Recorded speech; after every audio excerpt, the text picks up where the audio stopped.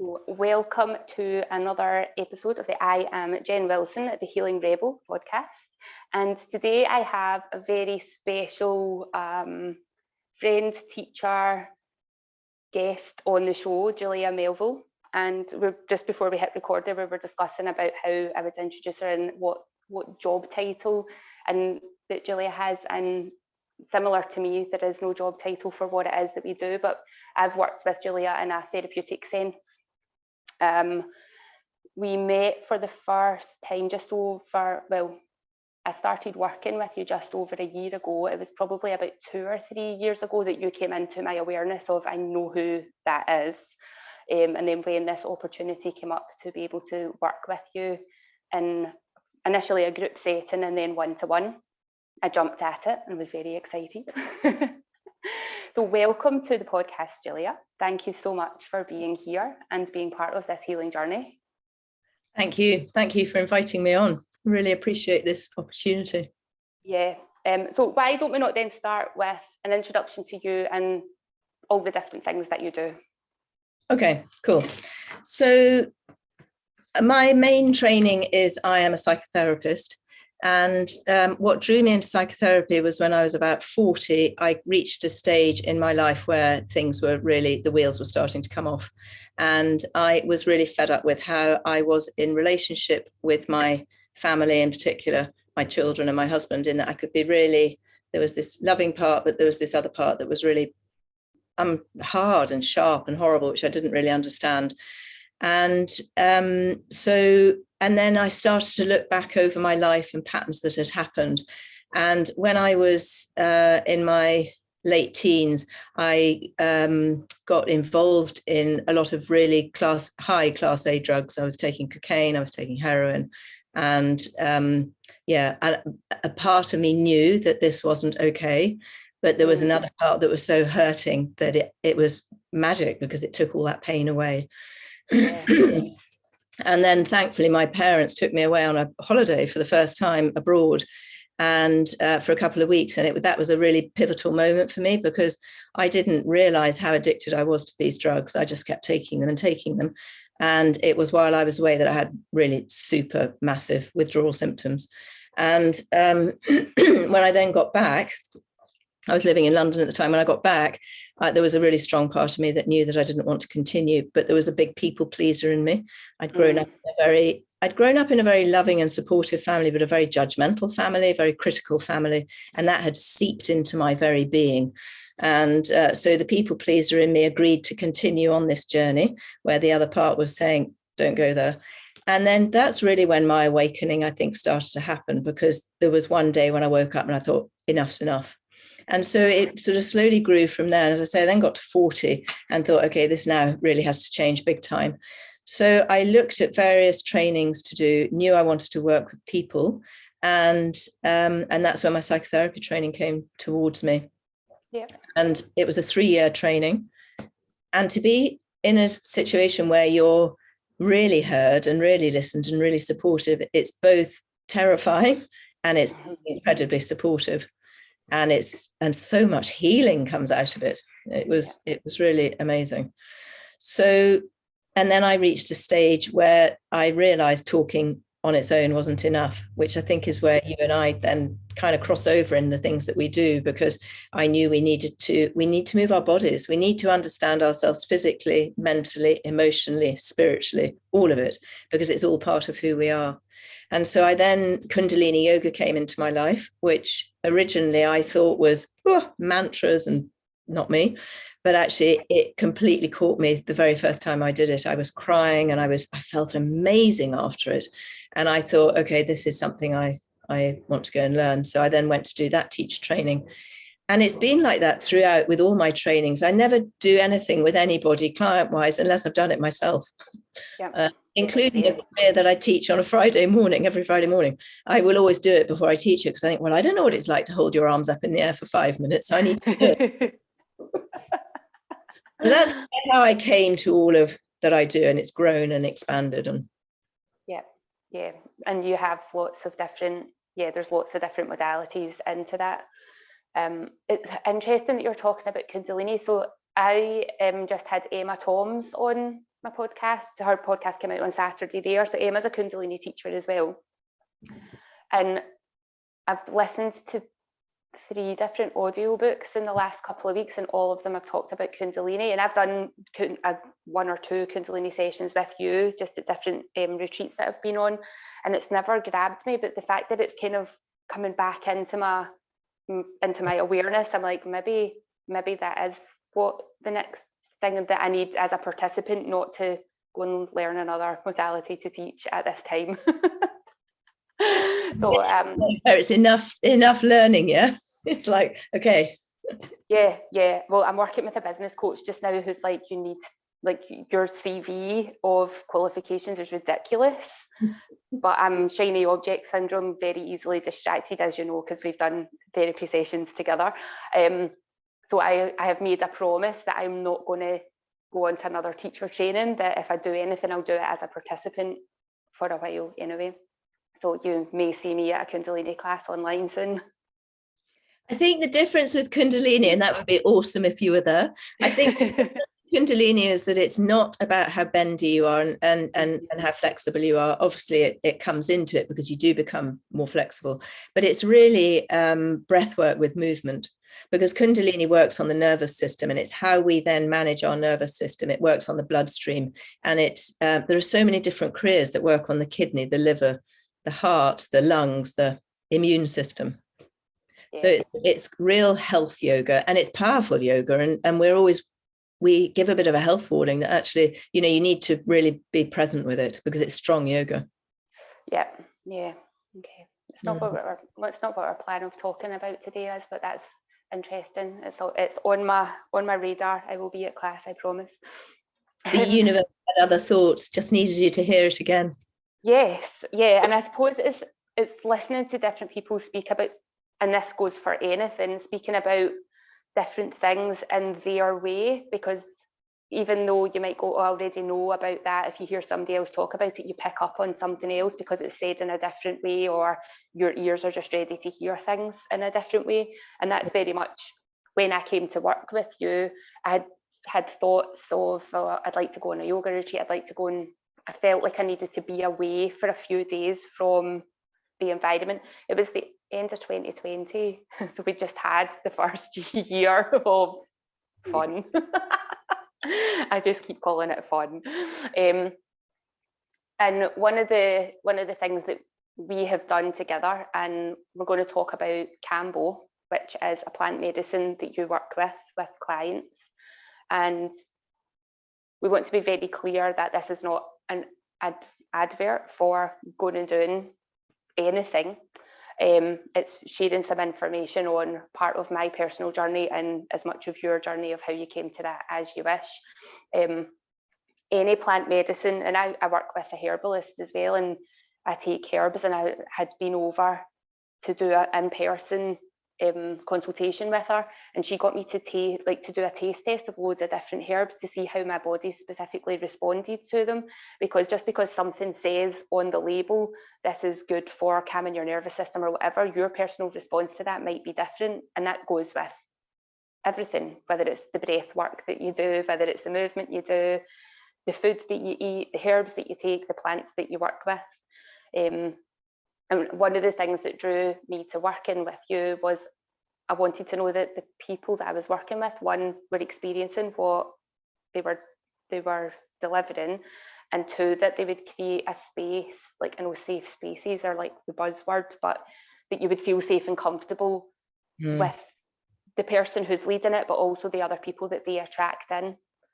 And I think that's really important, whatever you're going to do, whether it's go to a fitness class or go to a yoga class, that the teacher resonates with you, and you know that the students that come to them will very likely resonate with you as well, because I still keep in contact with lots of the girls that we were on that very first retreat with. That's so lovely. Yeah, it is. It's so lovely, and they feel like proper friends. Because you've had a shared experience. Exactly. And I totally agree. It is. And I'm the same, that if I'm going to do something, whether it's a retreat or whatever it might be, I want to know that the space is really held in a loving and professional way as well. I need to know it's safe. because, you know, often when we do these things, it doesn't matter whether it's a yoga retreat or a sound bath or a cacao event, we're opening our hearts and we are in a vulnerable place, and we need to know that we're going to be okay in that vulnerable place. And that's something I take really seriously. And I know how important it is to me. So I then want to share that with others so that other people feel held and feel that love as well. So it definitely comes across, like there is definitely this sense of love. Because also, although I say that when I was booking onto your retreat, I didn't know fully what it was that I was coming to do. Like, I had heard of Kambo, and I was like, oh yeah, because somebody else had said to me about it. It was the universe speaking to me. Lots of people, there was a few people had mentioned, because I have a condition called Crohn's. Somebody had said, well, this could potentially help you, and I'd looked into it and I wasn't sure, and I had looked at the person that they had recommended me, and I was like, there's something about that doesn't feel right. But then when I saw that you were doing it, it did feel right. But yeah, I didn't know what the experience was going to be like. So let's start with, what is Kambo? So yeah, good question. So, well, actually, I'm going to say first of all, though, Kambo, when I first heard about it, interestingly, one of my daughters had done it, and at the time, I remember thinking, really, you know, why would you want to do that? And so I clearly wasn't in a place to receive it at that moment. And then I had an experience with psychedelic medicine a good few years ago now, and which I have to say I was terrified about doing, because I was so frightened of going back into that addiction that I had before. But it completely has shifted at so many different things, and they're not addictive, which is good. But the Kambo came back into my life then. And when I heard about it, I thought, I really want to try this and see how I feel. And I felt such a lightness of energy afterwards, and went into that place of, okay, I'm going to learn how to teach this, because I want other people to feel this. So Kambo is, it comes from a frog in the Amazon. It's a secretion that's taken in a environmentally friendly way. It doesn't harm the frog in any way, and is applied to the skin topically. And it is anti-inflammatory, it's antifungal, it's takes away pain relief, it's an antidepressant, takes away pain, it's an antidepressant, it energizes the mind and the body, it clears dark and negative energy away, as I said about the antidepressant aspect of it. And what I love about it is also, when it's applied to the skin, you will feel a certain, so I feel this heat in my body, my heart rate will slightly go up. I feel the heat in my body. I can feel the heat here in my head. And then after that, I know that the medicine's scanning my body and it goes to where it needs to go, which is called Herxheimer. And which is about Herxheimer happens in natural medicines, whether it's acupuncture, homeopathy, whatever. These natural modalities will go to where the body needs to be healed, where there's been a crisis, say there's been an operation, or you've had a car crash, or you've had a trauma of some sort. The medicine will go to that place. And we all experience trauma. Trauma can be anything. It doesn't have to be some massive thing. It can be, you know, something that to us is a trauma. To somebody else it might not be. So then when the medicine starts to scan my body, so at this point I have drunk some water, quite a lot of water, because there's a purging element to Kambo, and it's, the purge is not about being sick when you've had too much to drink or you've eaten too much food. Purging is, you're purging the water, and it's a very different purge. So you feel yourself releasing this energy that's coming out. The purge also could be emotional. We can cry. I could cry, or it might be through going to the toilet. It could be all three. It could be one or two of them. So that's been my experience with it, and it's used, as I say, in the Amazon a lot. It's used for the tribes. They use it before they go hunting because it really sharpens the mind. It sharpens their focus. It clears the negative energy out. They use it actually with, if the teenagers get a bit out of line, they use it. It would have helped me a lot when I was younger, because I know I wouldn't have I went down. But yeah, that's really it. That's my experience of it. And as I say, I want to share that with other people. Yeah. The first time I had it, there was this hot flush came through my whole body. I could feel my cheeks burning, and I could feel it working its way all the way down to my feet. Like there was almost like a tingly sensation and flushing, like you're saying. I hadn't thought of it there as like a body scan, but that's going all through. And then there was the let's drink water and purge. And at the same time as you're releasing whatever the intention, like because you got us to set an intention before, what is the negative energy that we want to be able to let go of. Other than that, I was also thinking, I'm sitting in a room with 6 other strangers and we're all thrown up in buckets. What kind of madness is this? But then that goes away, that thought, because that's part of that ego, that negative energy, that thought process of this information, this thought process isn't actually useful. This is a really beautiful shared experience that we're all releasing things in this space and trusting each other to be in this space. Because I don't think in society, culturally, we're encouraged to trust people.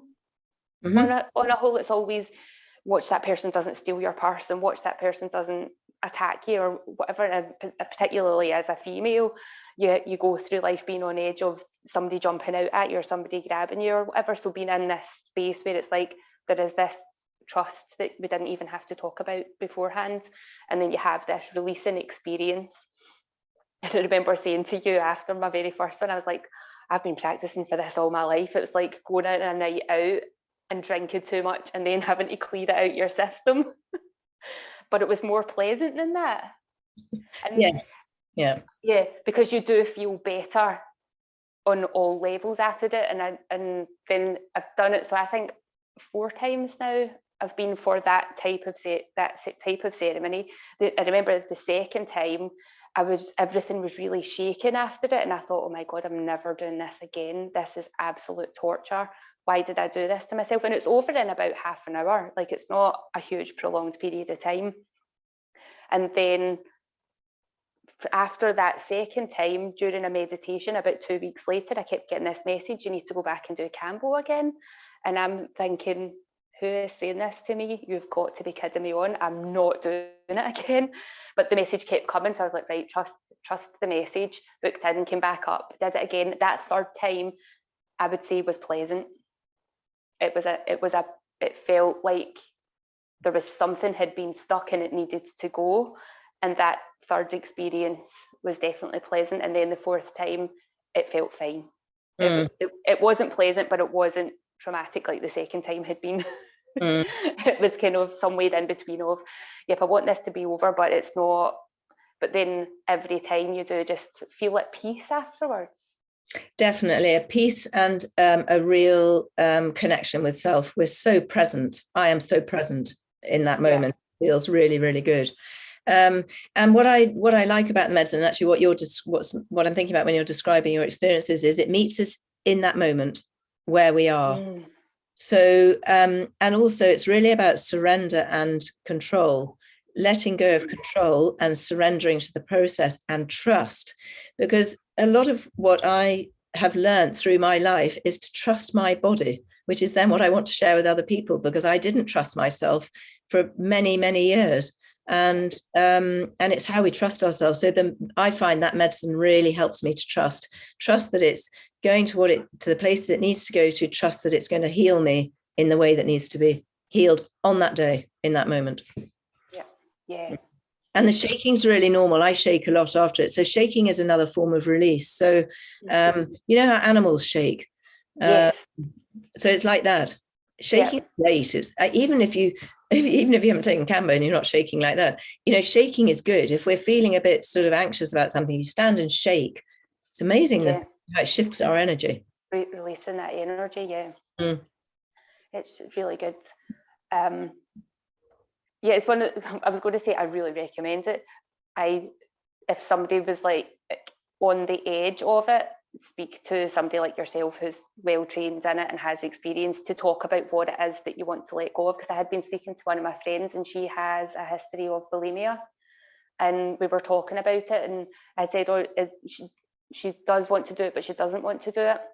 And when we were talking about why she would and why she wouldn't, it wasn't about being sick might re-trigger the bulimia for her. It's about the fear of the potential damage that she had done over the years of being bulimic, that then doing something like this could make her body physically worse.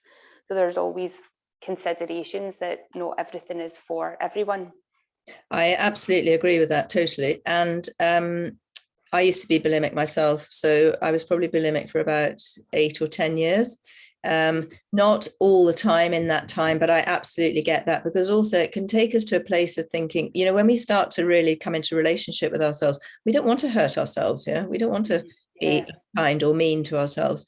And so that's been part of my journey with this training actually as well, is knowing and trusting the medicine and how healing it is, and I'm not damaging myself. Actually, this is helping me. So it's really great to sort of notice the difference. But also I very much have I work together with my colleague, we very much have a health check form that we send out prior to anybody receiving the medicine, because it's obviously we need to make sure that there aren't any contraindications and things like that as well. So, and there's always a phone call beforehand. So yeah, it is all about really, well, it's being responsible, I guess. Yeah. We, you know, if we're working in these ways, we have to be responsible. Absolutely. Because we've also been, I've been part of your research and using the medicine in a different way, where we take a much smaller dose of it and then do a talk therapy with it. Can you talk a bit more about that? Yeah, definitely. So this is something that is still in the research stage at the minute. So I can't sort of talk too much about it, but because it's running until March, and then we will collate all our information.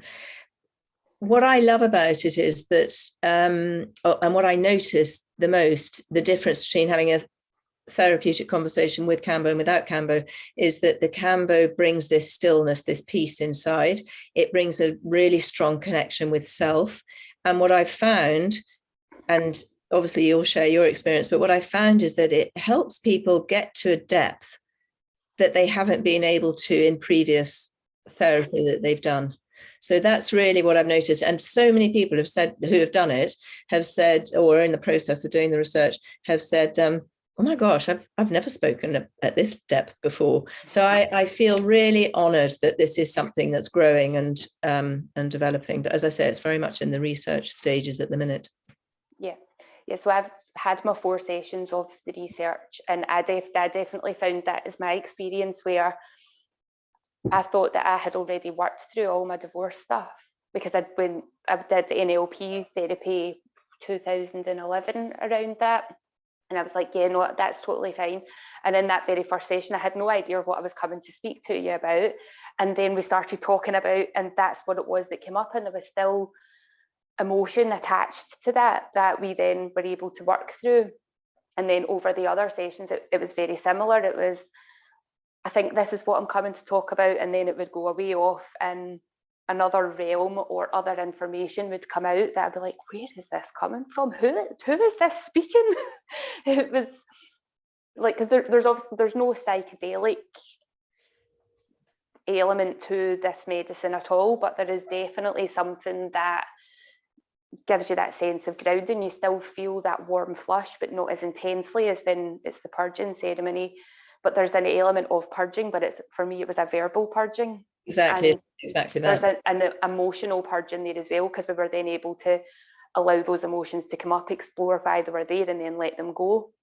Yes, exactly. Yeah, because so the purpose of it is not to purge as you would in a ceremony, obviously. It is to do it in really small quantities. But yeah, I love the way you describe that there is an emotional purge, and there is a purge through verbal.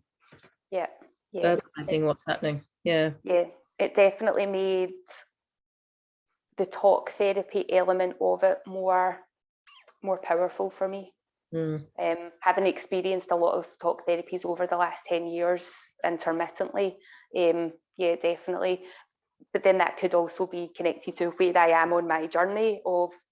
Yes, I agree. Releasing that as well. Yeah. I agree. But also, I guess it's interesting because we've worked with people who have never had talk therapy, and we've worked with people who have had talk therapy. And so there's a real sort of mixture going on. But yes, I agree that if you've had talk therapy, it's then actually good to kind of compare the two. Yeah. So it'll be amazing to see the results when the results are ready to come out of what your findings are. Yeah. About that. Yeah, you do. Yeah. Do you know roughly when that will be? Well, it runs until the end of March. So there's 3 of us doing it together. So we'll then talk about what's going to happen, but I will let you know. Yeah, very. I'll make sure that we can share those results when they come out. For definite. So other plant medicines that you use Raphe. Yes. Yep. Do you want to talk a little bit about Raphe? Yep. Raphe, also known as Hape, is a sacred tobacco, and it is used again by the tribes. It is made from ash and has tobacco then put into it, tobacco obviously without nicotine. When the tribes make the Raphe, and for me, I used one from the Yawanawa tribe. So I know that they go into the jungle for 2 weeks, and they will then, there's this very, very sacred process. So they're very clean with their diet. There's no sex. Everything's very, very sacred and held. And then the Raphe is made, and then they bring the Raphe out of the jungle. And Raphe it helps us to connect with ourselves. It's really lovely to use in meditation. It is very grounding. It's a very powerful medicine. And again, for me, always must be used in a sacred way. I think with anything like this, we have to really honor the medicines and not just sort of take them for, because they're not about fun and recreation and stuff like that. They make you feel good, but that's not what it's about.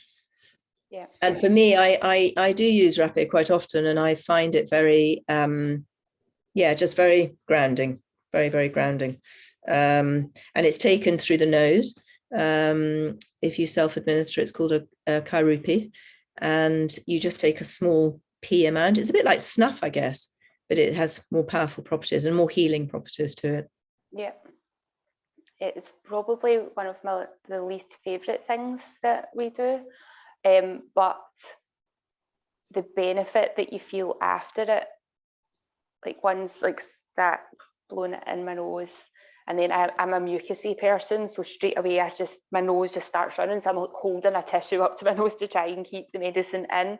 But then once we blow the nose and that grounding feeling comes in, it's like, that's why I did that. Because again, that's only a few minutes for me of discomfort. I know like other people that have done it, they were like, absolutely fine. But then if you don't have that immune response to it, the way that I have, that's making it more uncomfortable for me. But yeah, that was something that created a real warmth and tingling all the way down to my feet, much more intensely the very first time that we did it than any of the other times. But yeah, the sense of peace and calm when you go into meditation after having done it is very useful, very nice. It actually helps with sinus. That's partly why I use it often, because it can help with the whatever these tracts are here, and the sinuses, respiratory tracts, that's the word I'm looking for, and help with our sinuses. So yeah, so like you, my nose will run.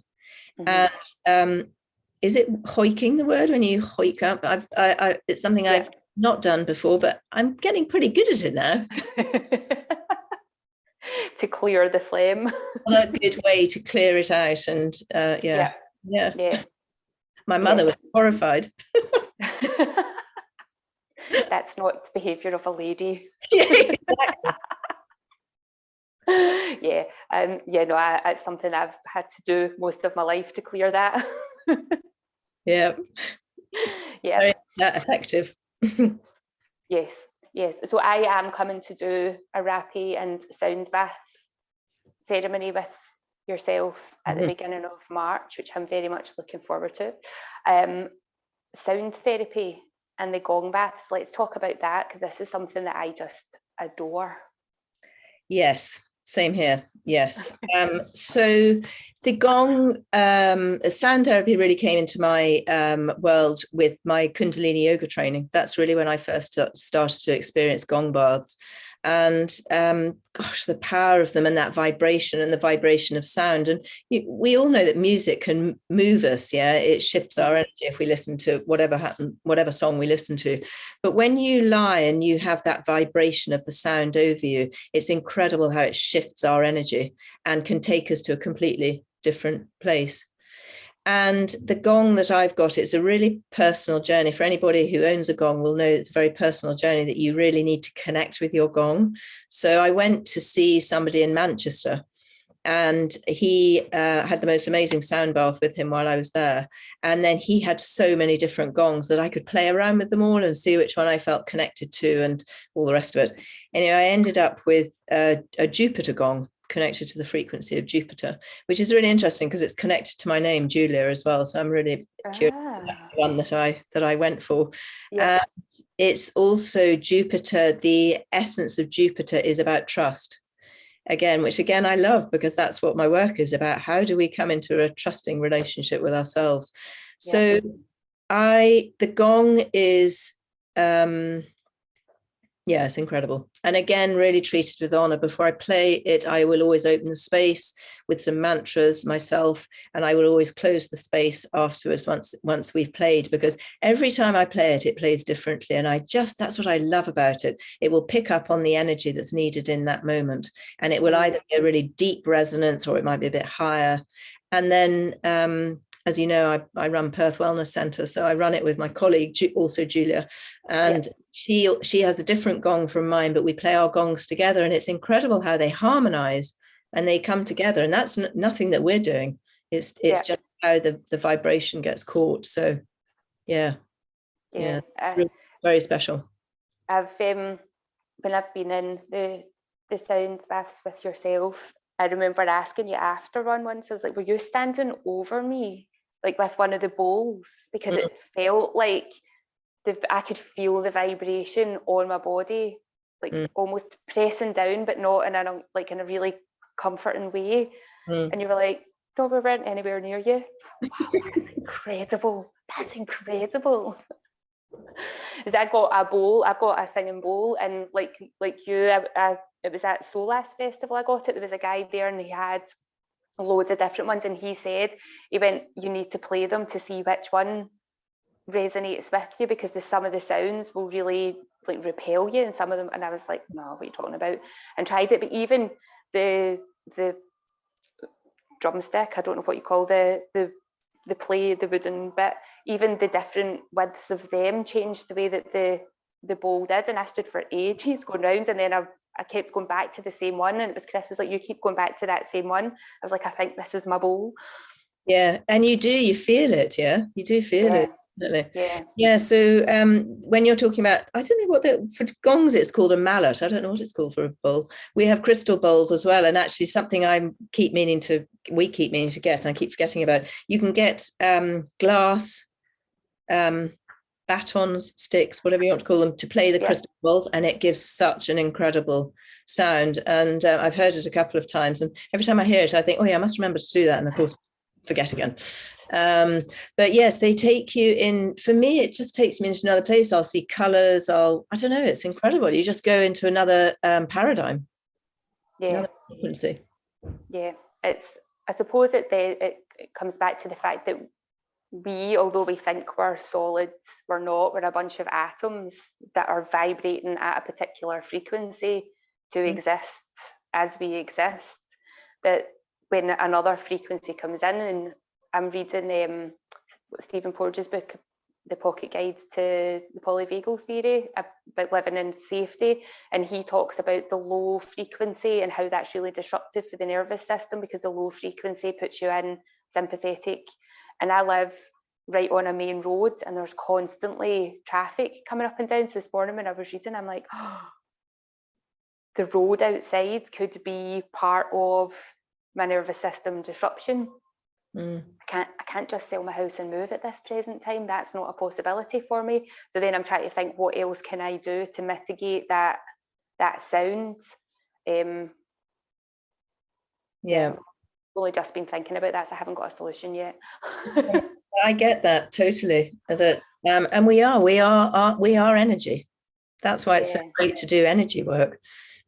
Because we are all made up of energy. We're all the same. We're all connected.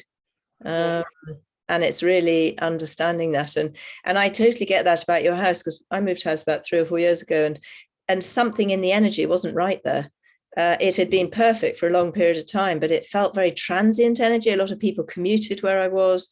And I've moved now to a place that's a lot more rural, and it's so different. And I was talking to somebody not long ago who is a geologist, and he said there's many, many ley lines around where we've moved to. I didn't realize that when we went there. I just felt very drawn to the area. So actually, it's really lovely to have that affirmation. Yeah. That energy is so powerful. Yeah. That takes us nicely on to the last thing that I was thinking about speaking to you about, the access bars, which is a form of energy healing. I learned that from you was that November? Yes. October, November. October, November 21.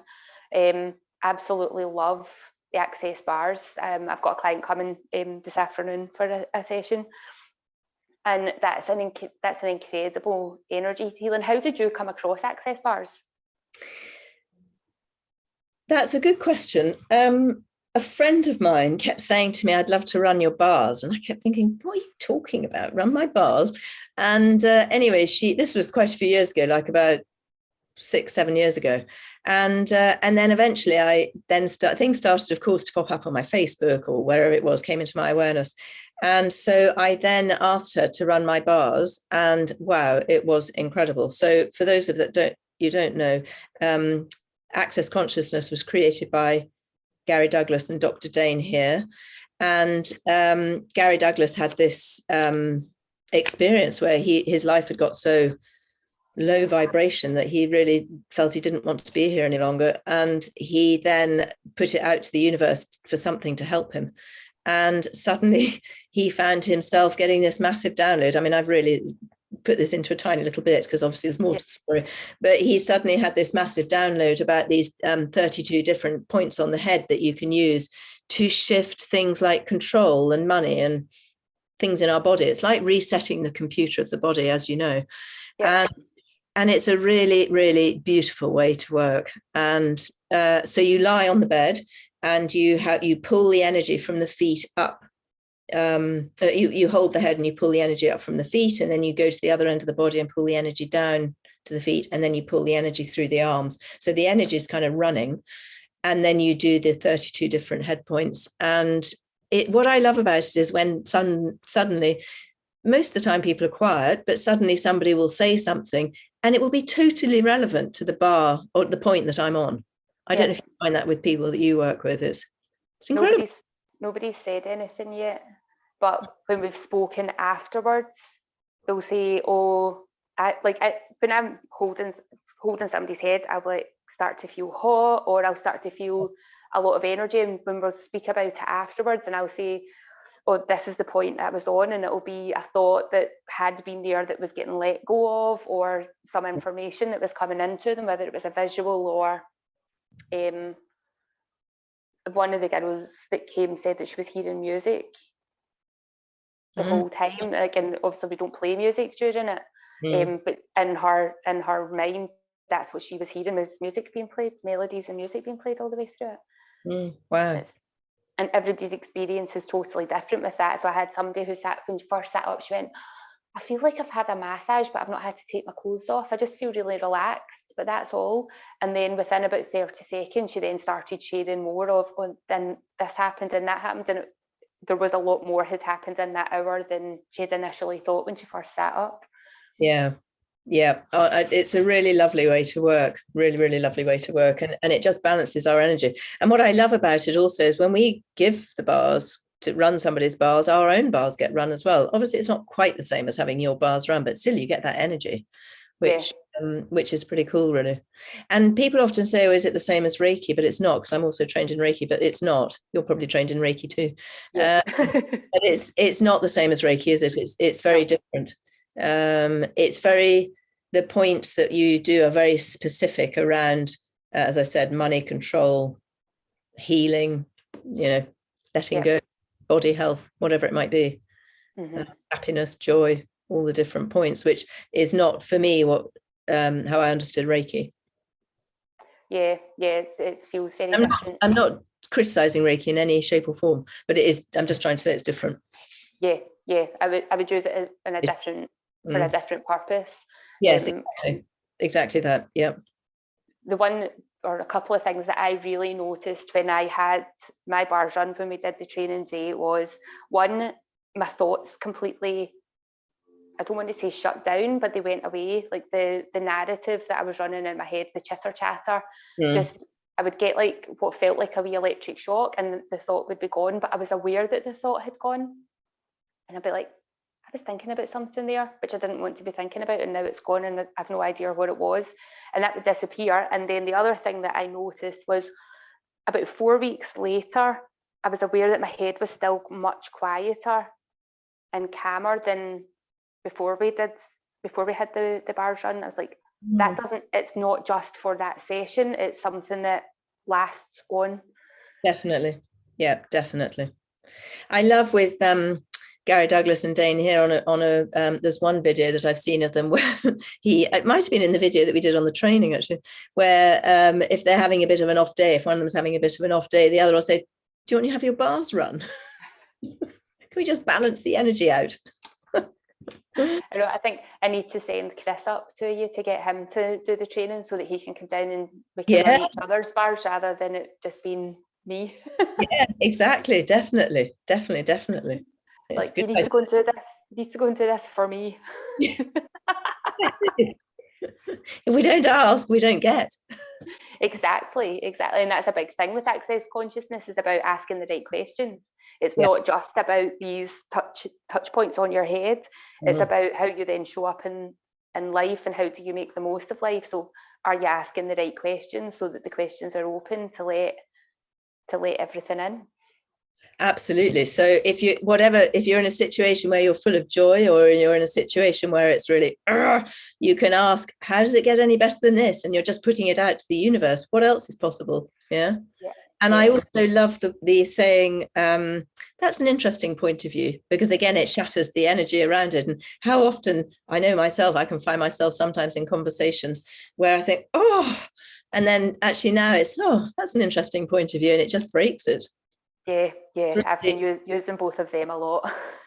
Yeah. And it's amazing. I love Access. I think it's a really, really wonderful modality. And if you look up Access Consciousness, then you'll find there's so much stuff on YouTube about it. And and there's 4 of them, I think, that are doing it. There's Simone, and can't remember the other guy's name. Yeah, I want to say Darren, but that might be totally made up. Can't remember. I really, and because this is just the science brain in me, I love the video that's on YouTube that shows the MRI of the brain scan of before and all the red activity in the brain, and then the after where everything's just green and the brain's not hyperactive. And that's incredible. It really is incredible, and it's particularly good, I think, for our nervous system, because and particularly what we're going through at the minute in these current interesting times, our nervous system can be really heightened. So having your bars run just helps calm the nervous system, and because we want our nervous system to be calm, because as you know, when it's not calm, that's when disease sets in. That's when we become ill. It gets too toxic inside. Yes. It's a really lovely thing to have done. It is indeed. It is indeed. Is there anything else that you do that you want to talk about? Not that I can think of right now. I mean, I do theta healing as well, but that kind of, that's really been for me as well, I think, to just sort of help me on my, because for all of us, I think we're on a continual learning. I am continually learning. I'm continually letting go of these stories I tell myself, letting go of these patterns of behavior, releasing them, recognizing them when they come up and think, you're back, and having the tools to manage them so they don't overwhelm me and take me out, which is what they used to do. Yeah, and that's part of our growth. Yeah. Being able to catch yourself. I've just finished listening to Michael Singer's book, Living from a Place of Surrender, I think it's called. It's an audio book. And one of the things he said is we should, in our morning meditation, it's the purpose of my life is letting go of my stuff. And that it's catching yourself doing the stuff and then be like, oh, next time I want to deal with that slightly different, or catching yourself as you're going into it so that you can quickly change direction. Exactly that, exactly. And we do learn from every experience that we have when it causes that disharmony and that discord inside. If we can stand back from it and be curious about it, we learn. So to think, okay, well, if this was to happen again, how would I be with it next time? And we've learned already from it. So, and it's to go into that energy rather than the, oh, you've done it again, you know, that hard, harsh, horrible energy when we're so mean to ourselves. So learning to be compassionate. Life is definitely. And life is a journey, and it's magical. It's it's exciting. Yeah. The good, the bad, it's all as it's meant to be. I very much live from that place now. It's everything happens for a reason. Absolutely, it does. I know that every person that comes in is there for a reason. Yeah, totally. And I'm so grateful to the universe for shuggling me into alignment with both you and Julia C. I know. It's really lovely. Yeah, trusting that the universe brought it together when it was the right time. At the right time, yeah, definitely. I truly believe that. Yeah. So it's amazing. It's amazing what you're doing as well. It's fantastic. Sharing it and spreading it out. Yeah, we need to get better at telling stories and sharing with people, and it's finding the different ways that we can do that. Because everybody hears things in different ways. Totally, absolutely. I love that. You know, that film Lost in Translation, I often think about that title, because when I say something, how it lands on somebody else, it can be completely different from what I meant. So that's why it's always good to check out with somebody. Is that what you meant? You know, and feel how it feels in you, and then check out with them, because our words do get lost in translation. Definitely. Yeah, definitely. Our journeys through life. Yeah. So if anybody listens to this podcast and wants to speak to you about any of the stuff that we've talked about, how is best for them to find you? Probably through my website, which is www.juliamelville.com. I'm also on Instagram, Julia_Melville, but probably through my website, because on there's my phone number, there's email. I'm always happy to speak to anybody. If anybody has any questions, I'm always really happy to support people, and, you know, not necessarily to work with me, but, you know, I can recommend other people to them or whatever. So it's to really help people wake up and be on this journey. And I think this current situation that we're in has really brought people really up with themselves, you know, suddenly the distraction of work or the pub or, you know, whatever it might be, they're actually here with themselves. And sometimes that can be a bit alarming and a bit scary, but it's also very exciting because it's time to shift that energy. I think we're going through a massive change. It's, you know, it's really exciting times. Yeah, I can't imagine how it is for somebody who had been happily head buried in the sand to have all of a sudden, like I was going to say I intentionally ripped my head out of the sand. I don't know if I did. I think when I started on this journey, it was the intention to help other people, and then it was like, hold on a minute, I have work to do here. Yeah, exactly. So if you're not on, and even in that headspace, to all of a sudden be ripped out, be like, the bear's being poked, it's time to do some work. Yeah, I can only imagine it'd be terrifying. Yeah, definitely. And then it's just thinking into what might help, you know, go to a meditation, or actually, you know, a lot of people are afraid of meditation because they think they can't meditate, but or go to a sound bath, or go to, you know, for a Reiki session or a bars, and see whatever draws you. If something piques an interest, then explore that, be curious about that. Exactly. Curiosity, love that word. Yeah, I do too. So I'm very aware that you have a client in 15 minutes. So I will thank you very much for being on the podcast. I will, once I stop recording, we'll have a wee quick thank you and goodbye separately. For that.